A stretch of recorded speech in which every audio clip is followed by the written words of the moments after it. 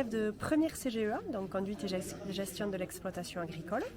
Donc là, on est en cours d'économie professionnelle, ce qu'on appelle nous. Et on a un des modules là qui doit aborder tout ce qui est signes de qualité officiels et non officiels. Et donc on a étudié en classe un petit peu les signes de qualité officiels, on les a comparés entre eux. Et ensuite pour les signes de qualité non officiels, vu qu'ici on en a un localement, Idoki, c'est toujours intéressant d'aller voir sur des fers, mais un petit peu de découvrir les points de ce cahier des charges.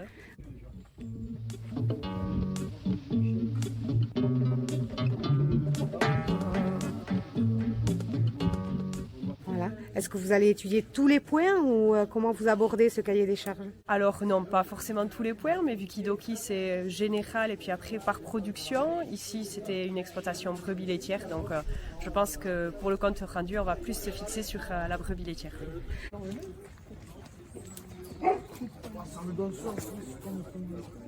Alors, la plupart un projet d'installation, la transformation certains peut-être. Après, je pense que bon, ils sont un peu jeunes et que ça vient aussi voilà, au fil des années. Et peut-être que certains n'ont pas encore fignolé et c'est sur leur projet d'installation.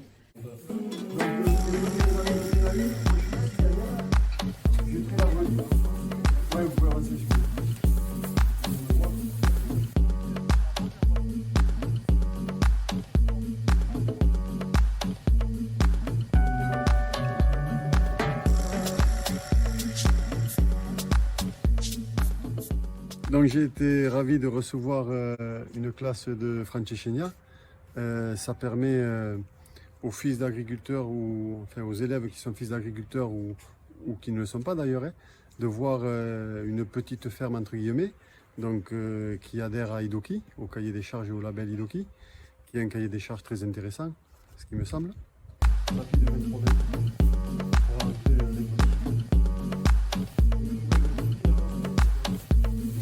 La nouvelle bergerie, je l'ai faite surtout pour ça leur permet de voir, pour certains notamment, une autre agriculture que ce qu'ils font à la maison, quoi. Et ça, c'est très intéressant et enrichissant d'aller voir plusieurs formes d'agriculture.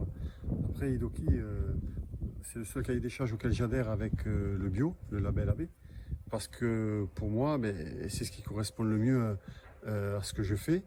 Et le produit que je vends en tant que paysan, c'est celui qu'en tant que consommateur j'aimerais acheter, bon pour la santé et qui respecte les animaux et l'environnement. Et ça me semble important. Voilà.